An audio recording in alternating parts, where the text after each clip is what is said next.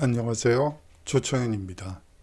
3월 24일 목요일 스토리가 있는 유럽 역사문화 기행 시작하도록 하겠습니다. 오늘 주제는요, 이 파리입니다. 이 프랑스의 수도이기도 하고요. 이쪽에 에펠탑이 보이고 이 건축물이 앵비알리드입니다. 이 나폴레옹과 깊은 관련이 있고 원래는 국군병원으로 쓰이던 것이 뭐 전쟁 기념관으로 쓰이고 여러 용도로 쓰이게 됩니다. 이 프랑스 혁명 이전에는 이 상위 군사들을 위한 이 병원 시설도 이용되었던 곳이기도 합니다. 이쪽은 이 파리에서 보기 드문 신식 빌딩들이 들어선 라데팡스 지역이라고 보시면 되는데요. 이 제2차 세계대전 때 이 독일군의 맹폭에 의해서 이 폐허가 된 이 잿더미 위에 이 신식 건축물들을 세웠다고 여러분들이 생각하시면 될 것 같아요. 이것과 관련된 전반적인 이야기들을 한번 살펴보도록 하죠. 오늘 강의는요, 이 개성문에서부터 시작해서 샹젤리제 거리로 나와서 콩코르드 광장을 거니고 그 뒤에 뜰리리궁 그리고 루브르 박물관, 노트르담 대성당, 이 몽마르트르까지 한번 거닐어 보도록 하죠. 이를 통해서 이 파리의 문화유산을 한번 살펴보고요. 이 프랑스 혁명과 문화유산, 이 혁명과 문화유산은 사실 대칭적인 구조라고 볼 수가 있습니다. 이 사회 격변기에 문화유산들이 상당히 많은 훼손을 당하게 되죠. 그 과정을 한번 살펴보고요. 마지막으로 이 광장으로 본 다양한 기억들을 살펴보도록 하겠습니다. 이 명칭들이 이 광장을 부르는 이름이 이 각 시기마다 달라지게 되는데요. 그것을 통해서 이 사람들이 무엇을 기억하려 했는지 잘 드러나기 때문에 말씀드린 거예요. 2000년대 공공업반들 같은 경우에 이 새천년이 돼서 그랬는지 한글 이름들이 상당히 많았습니다. 이 출석부에서 이 이름을 호명을 할 때 한글 이름들이 상당히 많았던 기억이 나는데 요 근래에는 이제 한글 이름보다는 한자 이름이 더 많아지는, 오히려 한글 이름을 찾기가 더 어려운 그런 상황이 됐죠. 각 시기마다 이름이 다르고요. 이름 속에 이름을 통해서 그 시대의 정서를 읽어낼 수 있을 것 같아요. 자, 이 파리를 상징적으로 보여주는 이 우편, 뭐라 그러죠?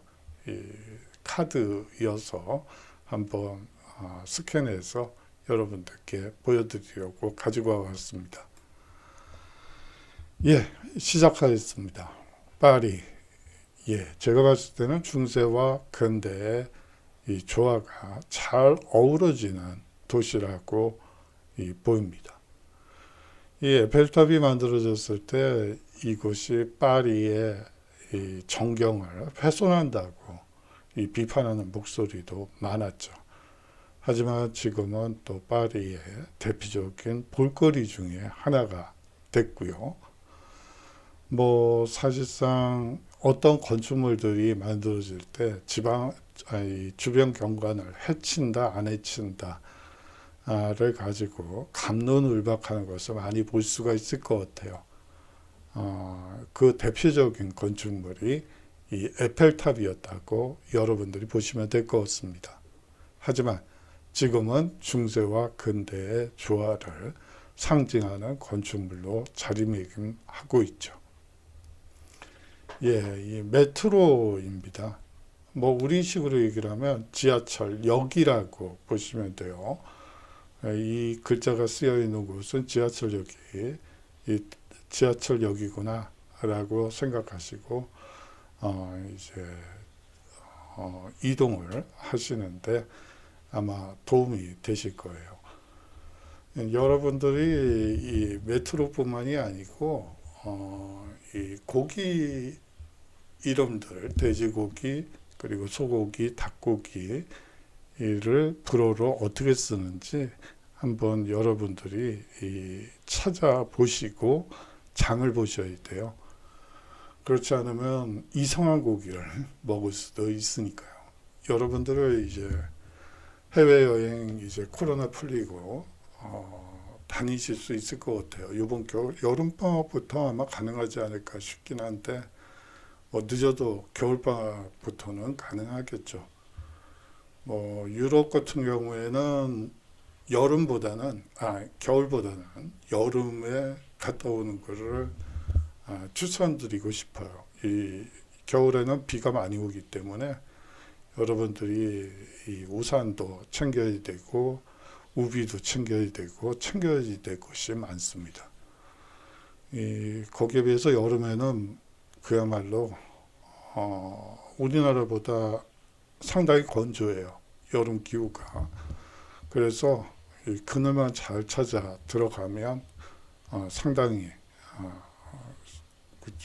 끈적끈적하지 않기 때문에 상당히 쾌적하다는 느낌이 드실 거예요. 뭐 요새 이상 기온으로 뭐 40도가 넘는다 뭐 그런 얘기들도 있긴 합니다만 뭐 여름에 가는 게 겨울에 가는 것보단 훨씬 더 좋습니다. 이 릭상부르 공원에 이 오후에 피크닉에서 이 샹젤리제 거리의 밤까지 이 프랑스의 낭만적인 수도 파리는 소박함과 호화로움을 모두 경험할 수 있는 곳이기도 하죠. 예, 이 릭상부르 공원은요, 상당히 한마디로 말을 하면 그냥 피크닉 그리고 쉬러 갈 때 아주 좋은 공간이에요. 여러분들이 이 다리가 아프거나 이 파리를 여행하다가 지쳤을 때 한번 들리셔서 여기서 벤치에 앉아서 좀 쉬시다 움직이시는 것도 좋은 방법 중에 하나입니다. 이 고전과 현대가 조화를 이룬 도시가 파리죠.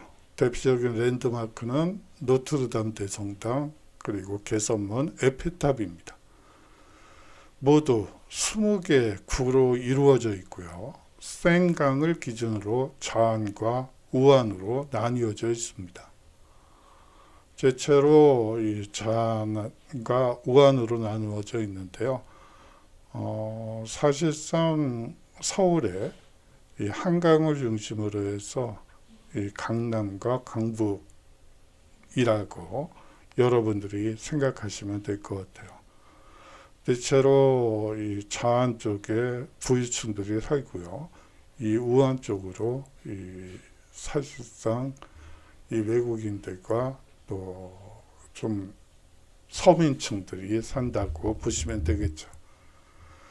특히 이 마레지구라는 곳이 있습니다. 이곳은요, 이 중세 귀족들의 주거지로 아주 유명한 곳이죠. 이 몽마르트르는요, 이 자갈길, 물랑후즈, 그리고 웅장한 사크레크에르 성당으로 유명합니다. 이 구불구불한 골목을 거닐다 보면 아직도 시골 장터를 연상시키는 전통 농산물 시장이 있고요. 예, 뭐 오일장도 있고요. 이 주말마다 이 장터가 열리는데 각 마을마다요. 그리고 이 동네마다 이 오일장들이 쓰게 됩니다. 여기 아주 싱싱한 농수산물들이 아주 즐비하죠. 뭐 가격도 적당하고요. 사실 우리나라보다 이 고기값이 싸다는 특징도 가지고 있습니다. 스테이크 하나 정도는 스테이크 감은 얼마든지 있으니까 여러분들이 이 전통시장에 가셔서 거기 음식도 한번 먹어보고 하는 즐거움도 맛보셨으면 하는 바람이 있죠. 이 크루아상과 마카롱이 가득 쌓인 이 제과점도 있고요.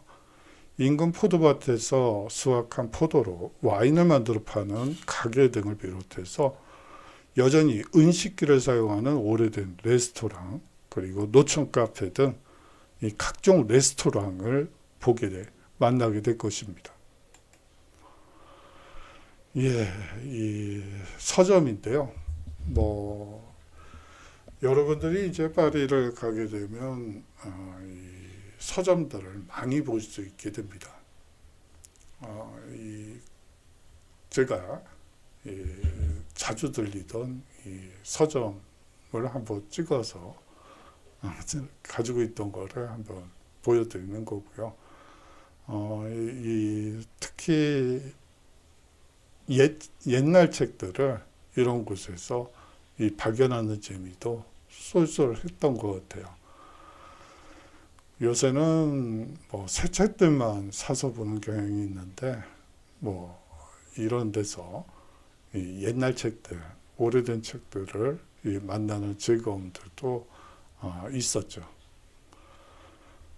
지금 파리나 그런 지역, 유럽 쪽에서 점점 이 서점이 사실상 많이 없어지는 경향이 있습니다.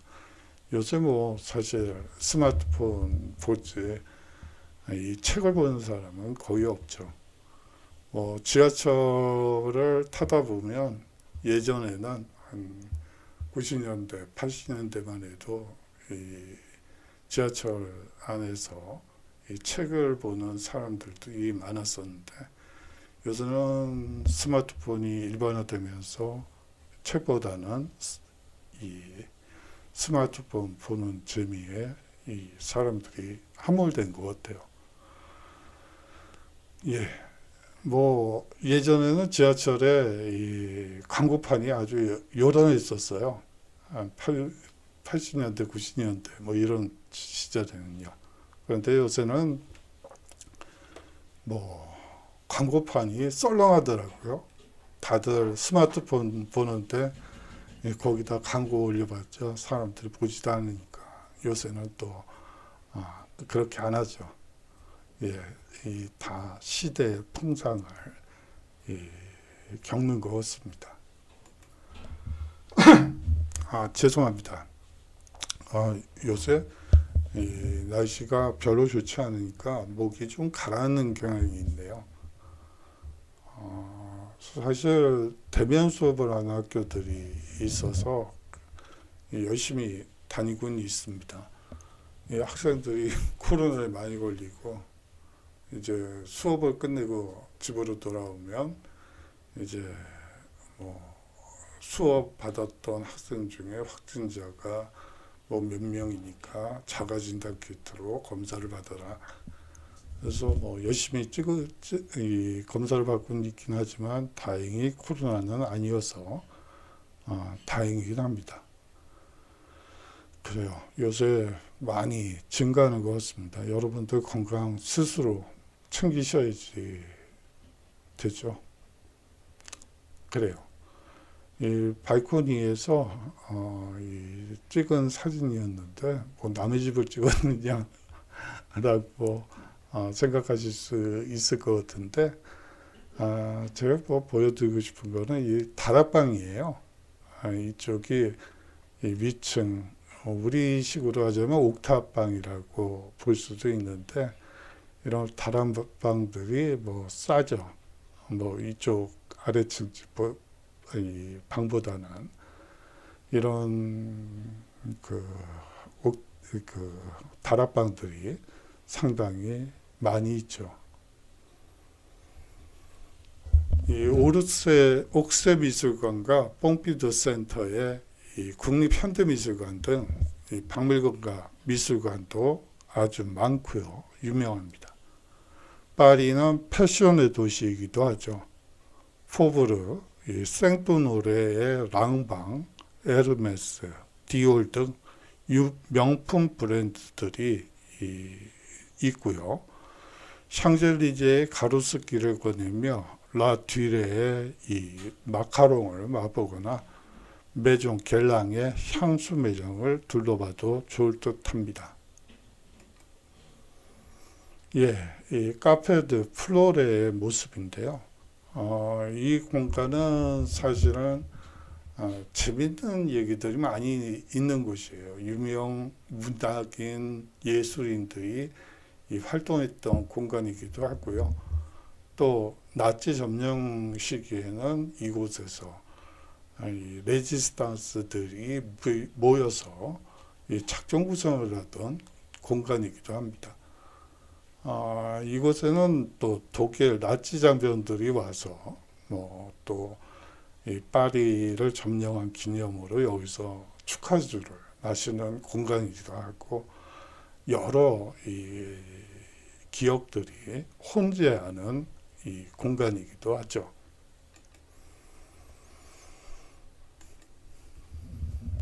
겔랑, 메종 겔랑의 모습입니다. 먼저 샹젤리제부터 들러보도록 하겠습니다. 이게 개선문이고요. 뒤에서 자세히 설명을 드리도록 하죠.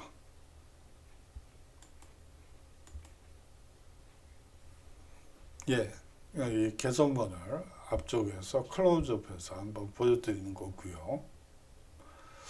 이 안쪽에 이 제1차 세계대전 전몰자 명단이 새겨져 있습니다. 제1차 세계대전에서 이 죽은 병사들의 숫자가 엄청났죠. 제1차 세계대전은 사실상 처음으로 참호전이라는 개념이 등장하게 됩니다.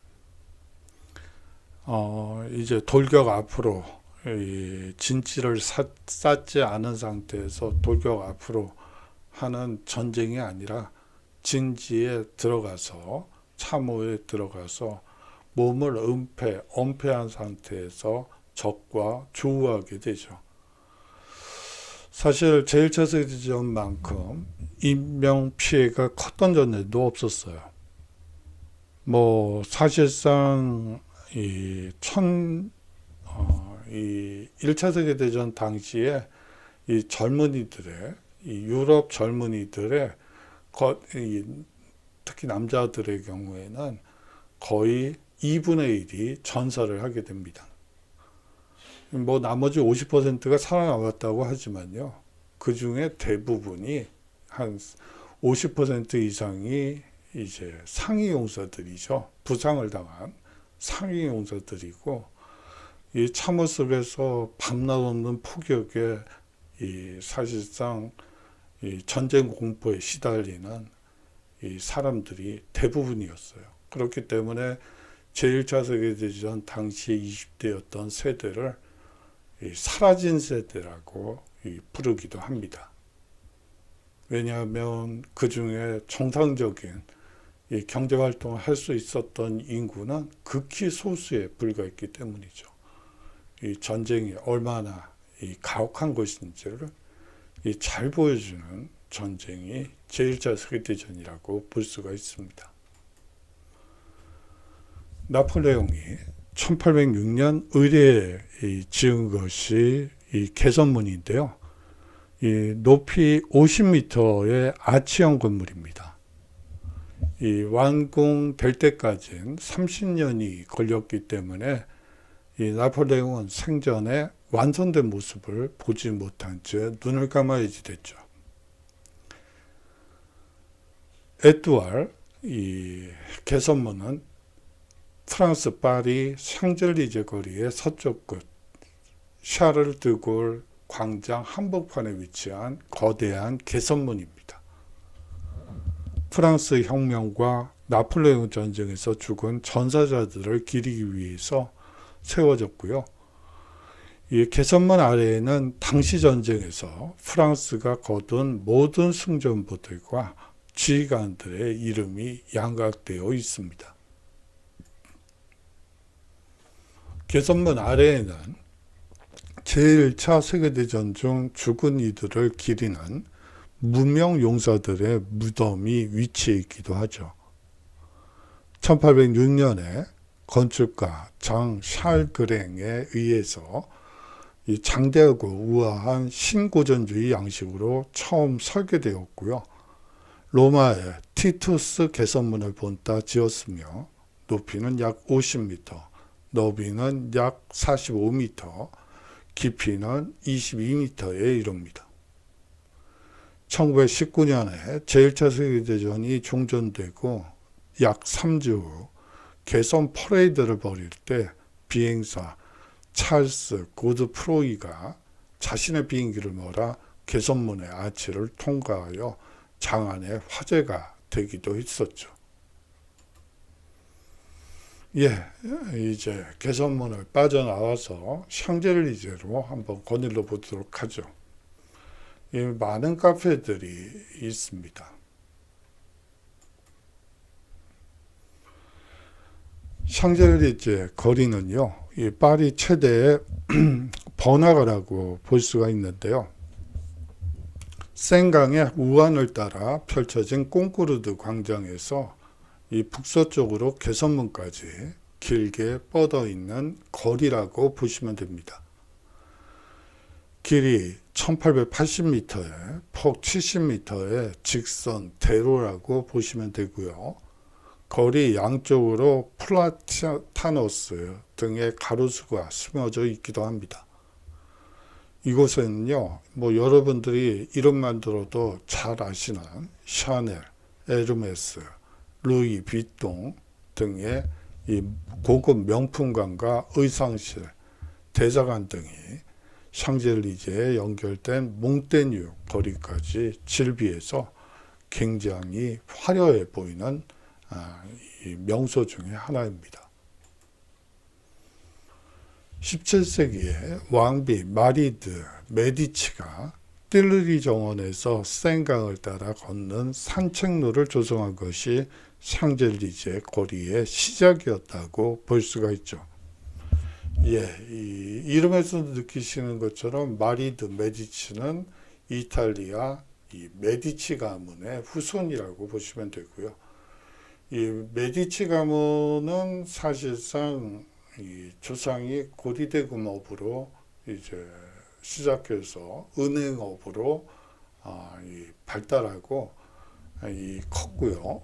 그 뒤에 이제 소위 말하는 정치적 실권을 얻은 뒤에 이제 유럽의 여러 왕실의 이 딸들을 시집 보내는 그러한 과정을 통해서 상당히 유럽 전체에서 상당히 비중이 큰 집안이 됩니다. 그 후 노트르가 가로수를 심고 로터리를 만들어 보행도로로 확장하죠. 이 르노트르라는 사람은 이 앞서 얘기했던 이 베르사유 궁을 이 정원을 이 조성했던 이 정원사이기도 하죠. 사실 이 사람을 정원사라고 부르는 사람도 있고 건축가라고 보는 사람도 있는데요. 둘 다 맞는 얘기예요. 사실은. 그게 중요한 건 아니니까 여기서 넘어갔고요. 그리스 신화에서 낙원이라는 의미의 엘리제를 따와 샹젤리제라 명명하고요. 여기서 이 샹이라는 것은 들판이기 때문에 엘리제의 들판이라고 보는 게 맞겠죠. 노트르가 설계한 로터리인 샹젤리제 막셀 다소 로터리를 이 경계로 동서가 대비를 이루고 있습니다. 동쪽은 이 나무가 울창하게 조성된 공원과 그랑빨레, 뿌띠빨레 등 화려하고 웅장한 건축물이 질비하죠. 여기서 말하는 빨레는 궁이에요. 이 작은 궁, 큰 궁, 작은 궁이라고 보시면 될 것 같아요. 이 프랑스 이 파리 시내에도 궁이 여러 곳 있습니다. 우리나라에도 뭐 덕수궁, 창덕궁, 창경궁, 경복궁 이렇게 여러 궁들이 이 산재에 있는 것과 마찬가지로 이 프랑스 파리에도 이 빨레 후아이알 말고도 그랑 빨레, 뿌띠 빨레 등 여러 궁이 조성되어 있죠. 이 서쪽은 각종 상업시설이 들어서 있습니다. 뭐 앞서 돌아가서 그랑 빨레, 뿌띠 빨레 이렇게 얘기를 하니까 빨래터가 왜 이렇게 많냐 하던 어떤 선생님 기억이 나네요. 지금은 돌아가셨지만 아니 뭐 그랑 빨래, 뿌띠 빨래예요. 그랬더니 아니 여기는 왜 이렇게 빨래터가 많아? 뭐 빨래 후아이알, 뿌띠 빨래, 그랑 빨래, 웬 빨래터가 이렇게 많아? 했던 기억이 나네요. 예, 이 콩코르드 광장으로 넘어가 보도록 하겠습니다. 이 룩소르 오벨리스크를 이제 이 나폴레옹이 이집트 원정을 가죠. 거기에서 룩소르의 오벨리스크를 이제 파리로 옮겨옵니다. 그때 사람들이 많이 운집해 있죠. 1755년 앙제 자크 가브리엘에 의해 설계되었고요. 이 원래 루이 15세에 기마상이 설치되어 있었기 때문에 이 루이 15세 광장으로 불리어졌습니다. 예, 원래 이 콩코르드 광장은 루이 15세 광장이라고 불렸던 것이죠.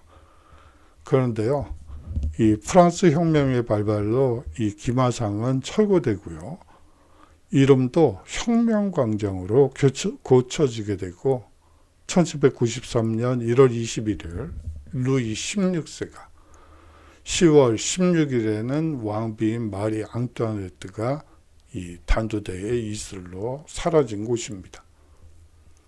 왕정 복고 시기에는요, 루이 16세 광장으로 이 이름이 바뀌기도 하고요. 7월 혁명이 일어난 1830년에는 이 헌장 광장이라고 이름이 바뀌고, 이 7월 왕정이 들어서면서 이 콩코르드, 즉 화합화의 일치의 광장이라고 불리게 됩니다. 예, 여기서 볼 수 있는 바와 마찬가지로 이 서로 무엇을 기억하느냐가 여기서 핵심이 되겠죠. 원래는 루이 15세를 기념하기 위한 광장으로 건립된 것이 콩코르드 광장이었습니다. 그렇지만 혁명이 발발하자 혁명 광장으로 이름이 바뀌면서 이 모든 이 구습과 구패, 악습을 폐지하는 상징적인 광장으로 바뀌게 되죠. 하지만 이제 나폴레옹이 제거된 이후 왕정 복구가 이루어지게 되고요. 이제 이 혁명에 의해서 단두대 이슬로 사라진 루이 16세를 기념하는 광장으로 변모하게 되고요. 7월 혁명이 일어난 뒤에는 1830년에 7월 헌장을 발표하면서 이 7월 왕정이 들어서게 됩니다. 이제 프랑스 국왕은 프랑스의 국왕이 아니라 시민의 국왕이다 라는 선언을 함으로써 사실상 자유주의를 꼽히는 계기가 되는 시기라고 볼 수가 있죠. 거기에 맞춰서 이 혁명의 이 이름도 헌장광장으로 바뀌게 됩니다. 이제 7월 왕정이 들어서고 나서 사실상 혁명과 반혁명 사이에서 피비린내 나는 복수혈전이 있었죠. 그것을 극복하고 하나의 프랑스, 하나의 이 프랑스를 위한 이 상징적인 의미에서 이 광장을 화의 강장, 화합의 강장, 일치의 광장이라고 할 수 있는 콩코르드 광장으로 이름을 바꾸어야 된다는 점 잘 기억해 두셨으면 좋을 것 같습니다. 앞서 얘기한 바대로 이름이 가지는 의미가 상당히 크다고 볼 수가 있어요. 뭐 공공화분들에서 한글 이름이 많이 보이는데요. 지금 이제 30대 후반, 40대 정도 됐겠네요. 이제 그 친구들 이제 새천년을 맞이해서 또 그때 우리나라가 상당히 경제적으로 자신감이 붙었던 시기였기 때문에 이 한글 이름들이 상당히 많았었는데 요 근래 이제 한글 이름이 없어지는 추세가 있는데 여기에도 나름의 의미가 있을 것 같아요. 이제 띠르리 정원으로 가보도록 하죠. 이 빨레 후아이알은 사실상 우리식으로 얘기를 하면 경복궁이라고 보시면 됩니다. 정궁이라고 볼 수가 있죠. 우리식으로 얘기를 하면 법궁이라고, 정궁이라고 볼 수가 있습니다. 여기에 피라미드가 보이시죠? 이것을 건축하는 과정에서도 앞서 얘기했던 에펠탑을 건축했던 것과 마찬가지로 이 문화유산을 훼손한다 아니다를 두고 갑론을박이 아주 심했어요. 하지만 뭐 지금은 피라미드가 또 빨레 후아이알의 또 다른 상징물이 되지 않았나 하는 생각도 듭니다. 프랑스 파리의 중심가인 리볼리 가에 있는 이 국립박물관으로 현재는 활용되고 있습니다. 소장품의 수와 질면에서 메트로폴리탄 미술관과 대형 박물관과 함께 세계적으로 손꼽히는 박물관 중에 하나죠. 지금의 건물은 루브르 궁전을 개조한 곳으로 파리의 세느 강변에 포함하여 세계문화유산으로 지정되어 있습니다. 루브르 박물관이고요. 이것이 피라미드입니다. 그 안에 소장되어 있는 밀러의 비너스의 모습이고요. 모나리자의 모습입니다. 이 앞은 왜 사람들이 그렇게 많은지 항상 제대로 본 적이 없었던 것 같아요. 아직도 당시의 요새 잔재들을 볼 수 있는데요. 원래 이 빨레 후아이알은 파리의 요새로 만들어졌던 건축물입니다. 그런데 이 요새가 루브르 궁이 되기까지 수차례에 걸친 건물 확장 공사가 이루어지게 되죠. 1672년 루이 14세가 베르사유 궁전에 거주하기로 결정하고 루브르를 왕실의 수집품을 전시하기 위한 장소로 쓰도록 함으로써 사실상 박물관이 될 가능성이 높아진 곳이라고 볼 수가 있습니다.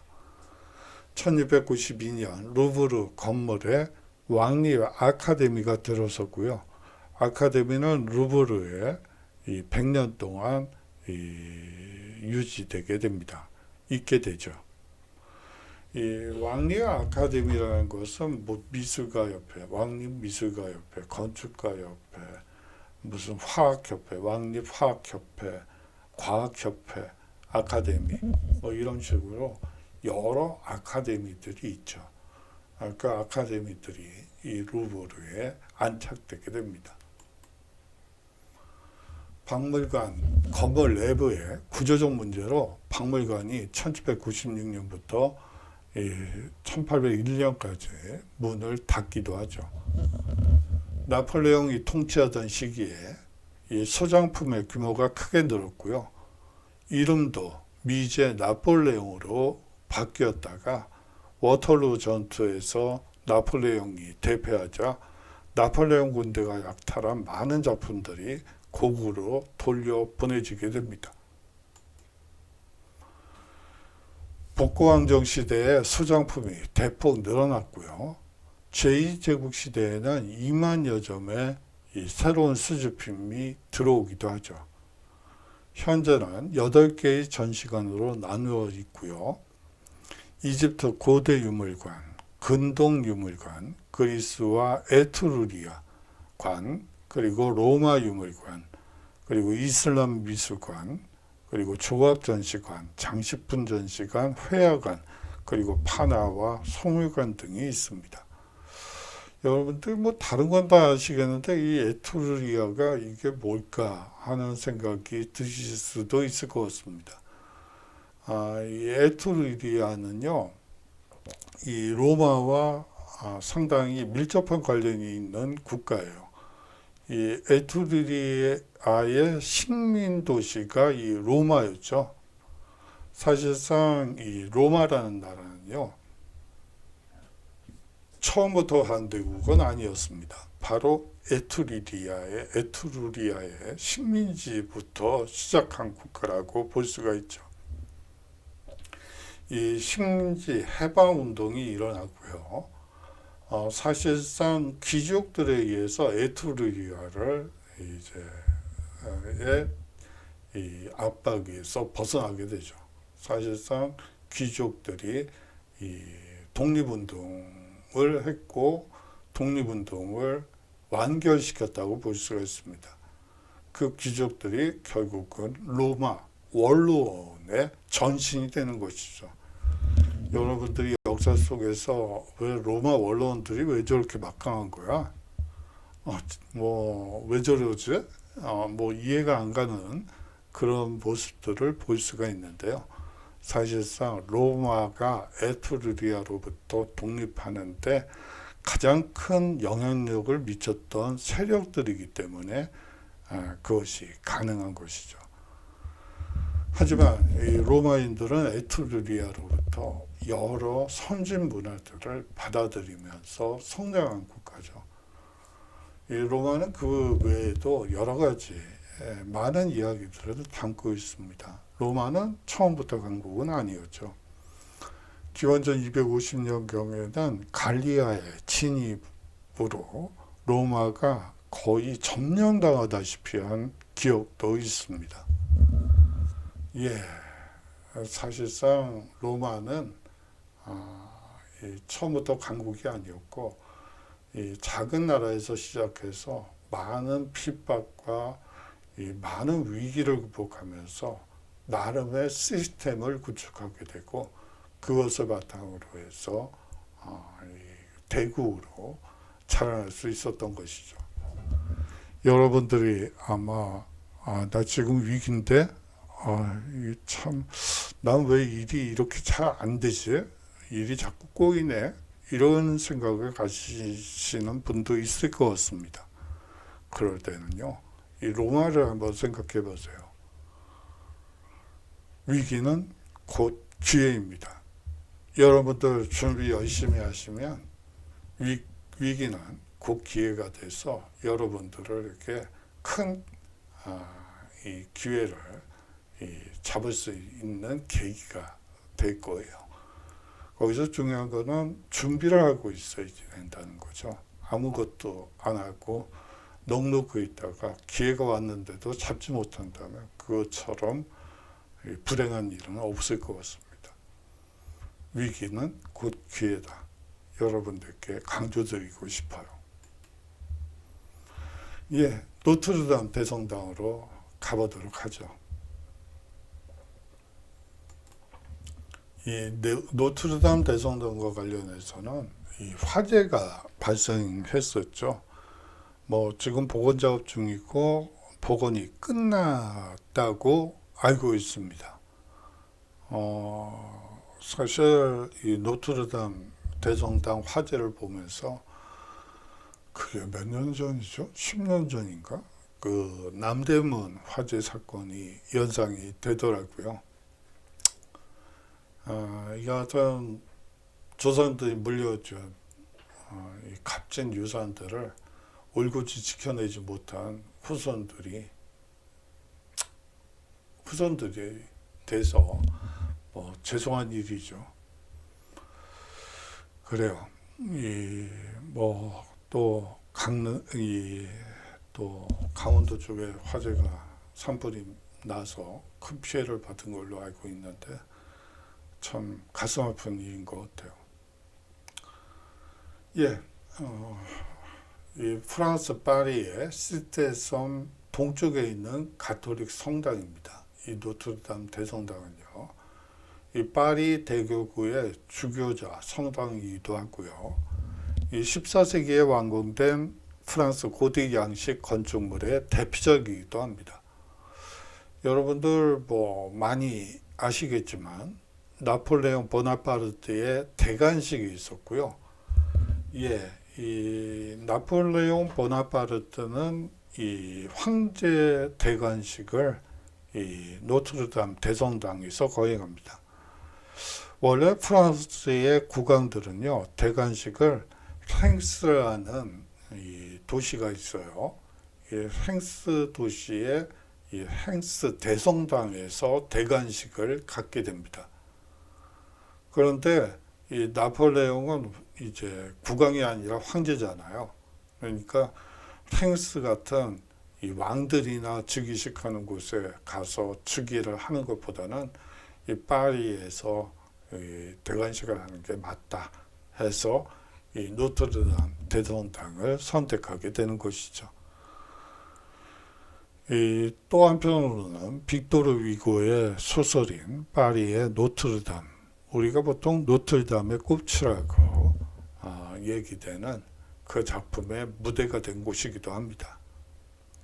유네스코 세계문화유산으로 등재되어 있고요. 파리의 생강 일대의 자연환경 및 그 주변 문화유산인 에펠탑, 루브르 박물관, 앵발리 등과 묶여서 이 세계문화유산으로 지정되어 있죠.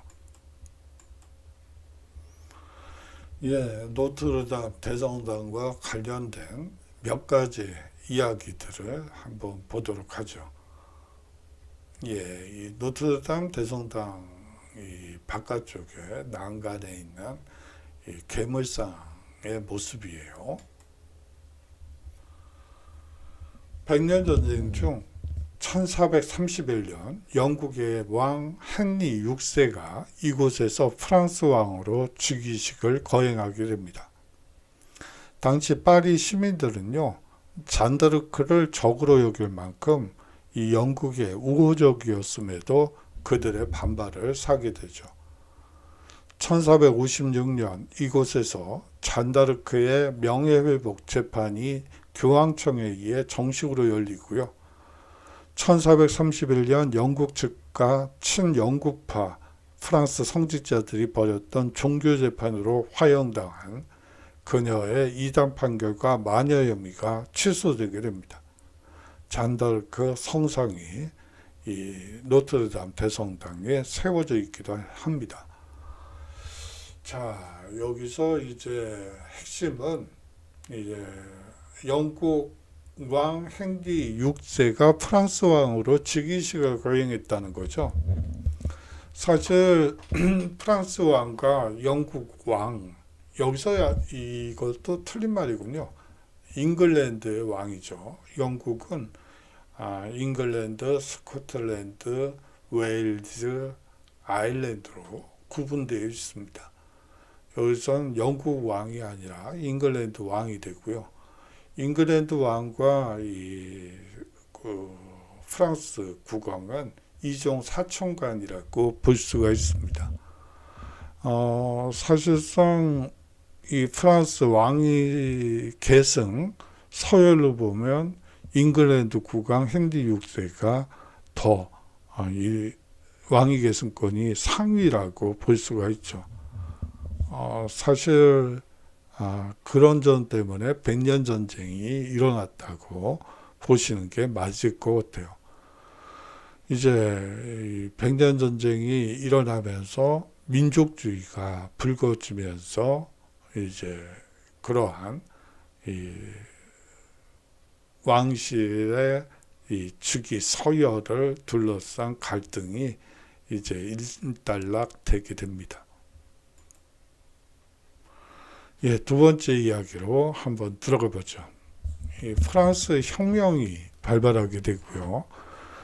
이 귀족 문화와 종교 문화 자체를 증오하는 시민들에게 이 성당 내의 조각상이 훼손되고 이 대프랑스 동맹군에 맞서기 위해 성당의 철제 물품들을 증발하게 됩니다.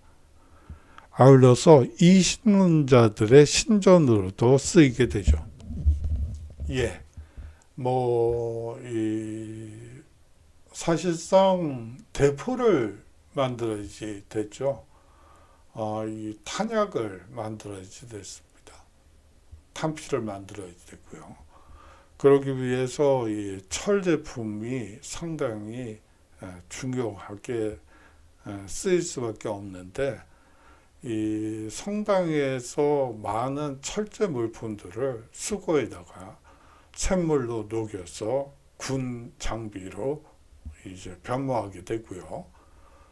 이 이신론자라는 것은 이성론자라고 보시면 돼요. 아주 이성적인 이성의 신을 믿는 집단이라고 보시면 됩니다. 예, 이 종교보다는 인간의 이성을 믿는 것이라고 보시면 되겠죠. 종교는 모든 사람을 혹세무민한다 라고 생각을 하고, 이성적인 이성을 믿는 종교를 만들어서 이 모든 사람들이 이성적으로 판단하고 생각할 수 있도록 하기 위한 종교라고 볼 수가 있습니다. 하지만 너무 또 이성만 강조하다 보니까 여러 문제점들이 나타나게 되죠. 성당이 프랑스의 기득권 사회의 상징처럼 보일 수밖에 없었죠. 사실상 노트르담 대성당의 성직자는 프랑스 귀족계층에서 배출되었고요. 이 프랑스 귀족과 기득권층의 법률적 옹호기관인 고등법원의 관료 역시 이 노트르담 대성당의 성직자들과 혈연 관계인 경우가 대다수였습니다. 때문에 이 프랑스 혁명 당시 가장 먼저 공격을 받고 개혁의 대상으로 지목될 수밖에 없었죠. 예, 세 번째 이야기로 넘어가도록 하죠.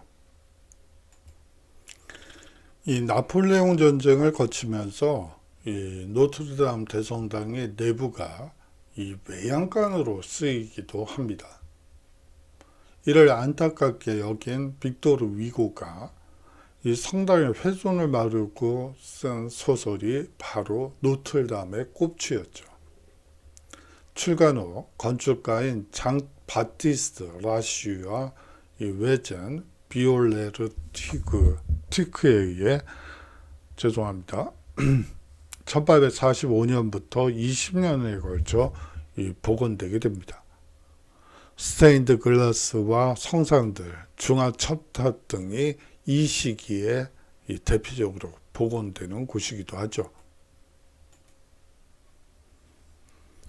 이 빅토르 위고의 고전 소설인 노트르담의 꽃을 통해 세계적으로 유명해진 노트르담 탑에는 13톤이 넘는 엠마뉴엘 종도 가까이서 볼 수 있습니다. 13세기에 제작된 북쪽 창을 비롯한 세 개의 오래된 스테인드 글라스 창과 인상적인 그랜드 오르간이 있죠. 성당의 지하에도 흥미진진한 세상이 펼쳐집니다.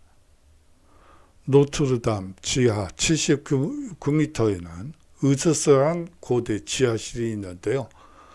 여기에는 로마 시대 파리를 가리키는 이름인 리테스의 유물 등 대단히 흥미로운 갈로 로만 시대의 이 유물이 있습니다. 예, 여기서 이 갈로 로만이라는 말이 좀 생소하실 것 같아요.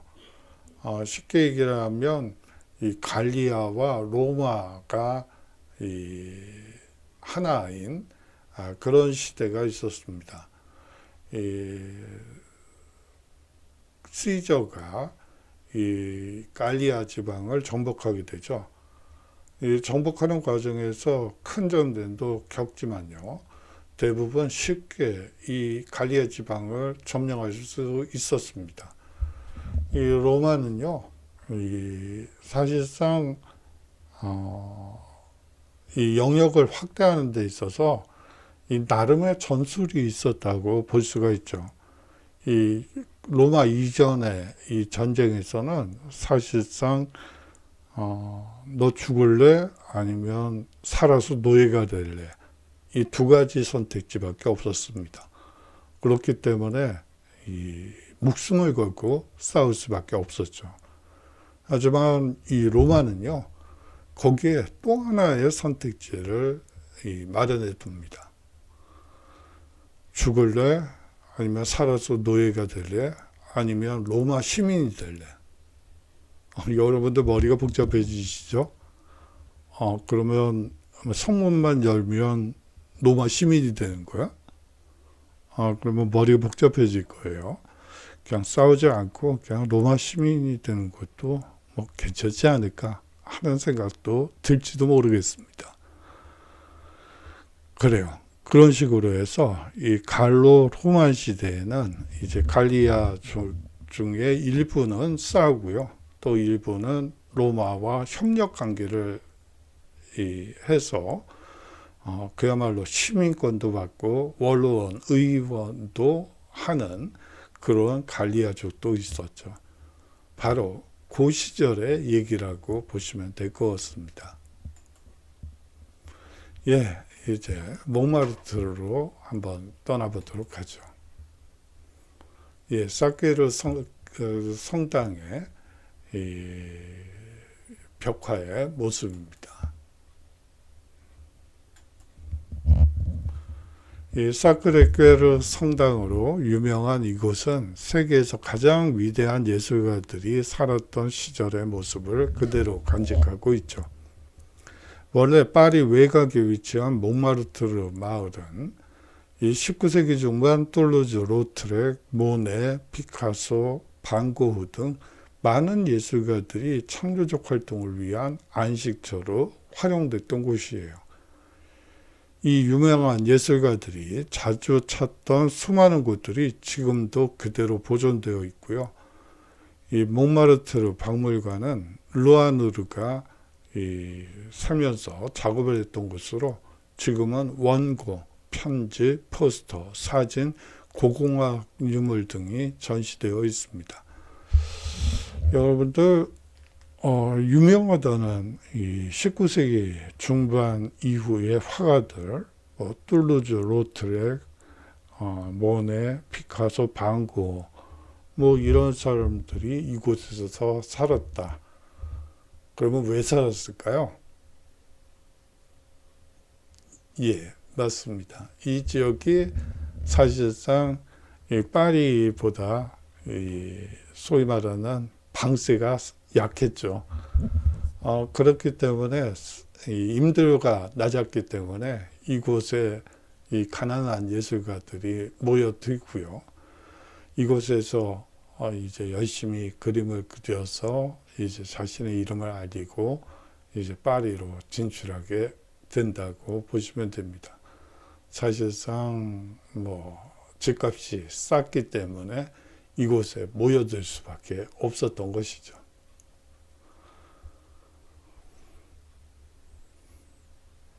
이 달리 미술관도 아주 유명하죠.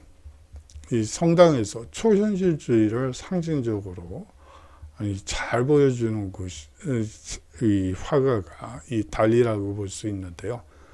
이 달리 미술관은 성당에서 서쪽으로 불과 몇 블록 떨어진 곳에 위치해 있고요.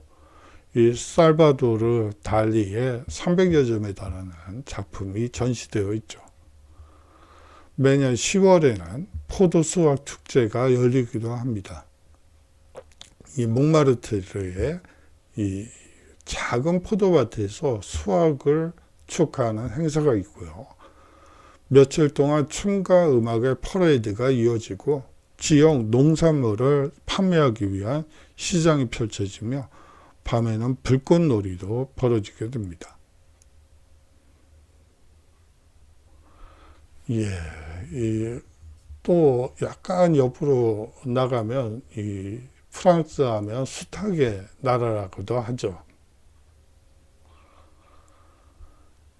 왜 수탉이 프랑스의 상징일까요?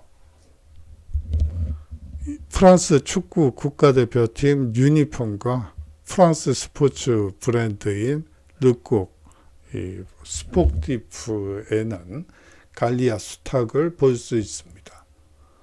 이 고대 로마의 역사학자인 스웨토니누스는 이 프랑스인들의 조상인 갈리아인을 부르던 라틴어 갈루스와 수탉을 뜻하는 라틴어 갈루스의 발음이 같아 로마인들이 갈리아인들을 갈루스, 즉 수탉이라 부르게 되었고, 이것이 나중에는 프랑스의 상징으로 발전하게 되었다는 것이 일반적인 중론입니다. 앙리 4세는 34년간 종교전쟁으로 4분 5열된 혼란기에 프랑스를 수습하고 근대국가로 도약하는 기반을 닦은 이 부르봉 왕가의 시조라고 볼 수가 있는데요. 백성들이 종교의 속박에서 벗어나 자유롭고 풍요롭게 살기를 염원한 그는 다음과 같이 약속을 합니다. 하느님은 내 왕국의 모든 국민들이 일요일이면 닭고기를 먹기를 원하신다고 약속했고 그 약속을 지키게 되죠. 예, 이 닭과 관련된 이야기들을 한번 묶어봤어요. 예, 다음으로 이 프랑스의 애국가라고 볼 수 있는 라 막세우즈에 대해서 살펴보도록 하죠. 사실 이 가사 내용을 보면요, 이 진군가에 더 가깝습니다. 군가라고 볼 수가 있죠. 아주 과격한, 이걸 번역을 하면 아주 과격한 용어들이 아주 쏟아져 나와요. 예, 사실상 이 그림은요, 이 베르사유 행진이라고 해서 이 여성들이 이 빵이 떨어지게 되자 이 빵을 달라고 요구하는 시위를 하는 모습인데요. 이 여성들이 이 병정기와 함께 대포를 끌고 가는 모습입니다. 1792년 4월 20일 프랑스 혁명정부가 오스트리아에 선전포고를 하게 되고요. 4월 25일 프랑스 동쪽 끝에 위치한 스트라스부르에 도착하게 됩니다. 이 소식을 들은 육군 공병대위 클로드 조제프 루제드 릴이 출정 부대의 격려를 위해서 하룻밤 만에 작곡한 군가가 바로 이 라 마르세유즈라고 보시면 됩니다. 당시의 노래 제목은 라인 방명군을 위한 군가였죠. 마르세유 출신 육군 의용병들이 1792년 8월 10일 봉기로 파리에 입성할 때 부르던 것이 이 널리 알려져서 프랑스 제1공화국의 국가로 지정되게 되고요. 이 종신 통령인 이 나폴레옹 보나파르트가 과도한 혁명 정신이 담겨 있다는 이유로 국가 자리에서 끌어내리게 됩니다.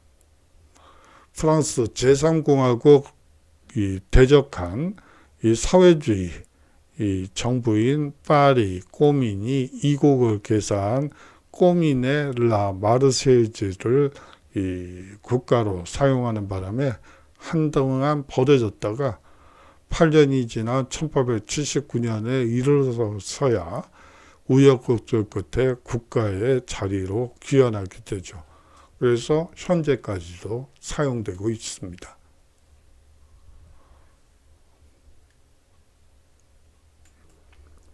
예, 편집하는 과정에서 이게 앞쪽으로 갔어야 되는데 이쪽으로 밀렸네요. 죄송합니다. 이 고대에는 로마인들이 갈리아족의 땅이라는 뜻으로 갈리아라 불렸죠. 율리우스 카이사르 시저가 9년 만에 갈리아 전쟁으로 갈리아를 정복하고요. 기원전 51년 카이사르가 이 골족을 정복하여 이 로마 제국에 정복당하게 되고 이 로마의 문화를 받아들여 급격한 문화적 발전을 이룩하게 되죠. 그것을 우리가 앞서 얘기한 갈로 로만 시대라고 얘기를 합니다. 여기서 이제 시저라는 말이 있는데요. 이 시저는 우리가 보통 제왕절개 수술을 얘기하는 거예요. 그런데 이 당시에 제왕절개 수술이라는 거는 이게 참 처참한 수술이죠. 사실상 아이만 살리는 수술이라고 볼 수가 있습니다. 이제 산모의 배를 가르고 아이를 꺼낸 뒤에 그냥 방치하는 거죠. 그 당시에는 봉합술이라는 것이 없었기 때문에 그렇습니다. 이 봉합술이 현대의학에 들어오기 시작한 것은 18세기부터라고 19세기 크림 전쟁 시기라고 보시면 되겠죠. 사실상 봉합술이 없었기 때문에 이 제왕절개로 태어난 아이다라는 말은 사실상 어머니가 없는 자식이라고 보는 게 맞겠죠. 그래요. 좀 약간 옆으로 센 얘기지만 그 시대를 느끼시라고 한번 말씀을 드려봤습니다. 예, 오늘의 핵심을 살펴보도록 하죠. 그게 아니고 오늘의 과제를 아니네요. 그냥 오늘의 핵심을 살펴보도록 하겠습니다. 과제는 다음 주부터 여러분들께 내도록 하죠. 이 노트르담 대성당과 프랑스 혁명을 한번 여러분들이 한번 정리해 보시면 좋을 것 같고요. 또 다음으로 광장으로 본 기억의 다양성을 통해서 이 광장 하나에도 이 역사적인 이야기들을 할 수 있는 것들이 아주 많습니다. 그렇고요. 이름에도 역사가 있고, 그렇죠. 그러한 부분들을 이해하셨으면 좋겠고요. 이 몽마르트르가 예술의 중심지가 된 이유는 무엇인지 한번 살펴보시면 좋을 것 같습니다. 쉽게 얘기하면 땅값이 싸서 이 가난한 예술가들이 모여서 함께 작업을 할 수 있는 여지가 많아졌다고 볼 수가 있겠죠. 예, 장시간 동안 수업 들어주셔서 감사하고요. 다음 주에 건강한 모습으로 우리 인사 나누도록 하죠. 안녕히 계십시오.